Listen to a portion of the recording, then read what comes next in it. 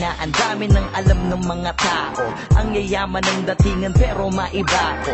Benta katawan, panay pawok ka mga gago. Puta sila dapat dinidis ni makagago. Lika, sabay-sabay alamin kung anong kabutahan sa likuran ng salamin. Mayayaman kuno, ba't di mo naman alamin? Para malamang mga wak kahit anong suotin. Oo na, tama kayo, nagkakapera nga kayo. Pero tingin nyo ba ay karespeto pa kayo? Halata naman agad sa panlabas lang na anyo.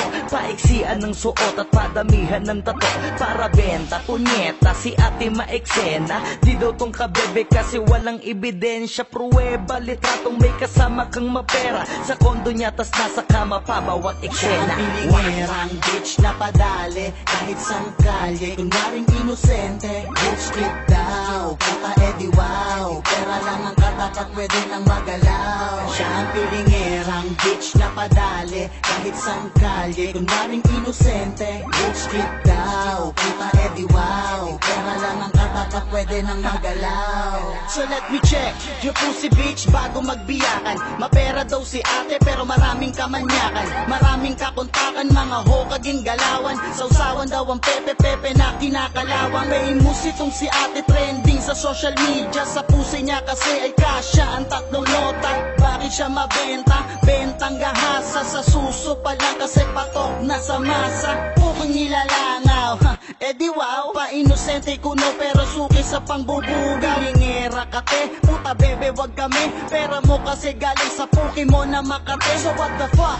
Labas ang baho na itinatago. Benta pure para lamang masunod ang mga luha. Mga putok lamang sa buho. Sino ba ang pasinuno? Pag nalaman tatlong titi namin ang ipapasuko. Siya ang pilingerang bitch na padali kahit sang kalye. Kunwaring inosente, bitch kid daw. Puta edi wow, pera lang ang katapat pwede nang magalaw. Siya ang pilingerang bitch na padali kahit sang kalye. Kunwaring inosente, bitch kid daw. Puta edi wow, pera lang ang katapat pwede nang magalaw.